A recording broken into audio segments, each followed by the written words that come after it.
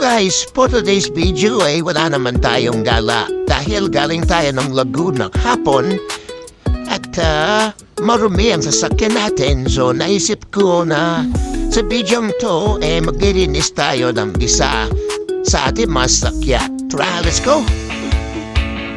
Sa paglilinis ay siyempre basahin natin siya ng mabuti para lumambot ang dumi at mag-edit tayo ng sabon or ng car foam. And then, siyempre, panghalis natin mabuti lahat ng mga sulok, taas, ibaba, pati mga gulo niya sa ating balawan. Yeah! So, ito ang ating finished product. Pwede ka mong salamin sa sobrang linis, sobrang kintab ng ating sakyan ngayon. So, ito ay nakaili na naman sa isa namang biyahe natin ginagawa. Yeah!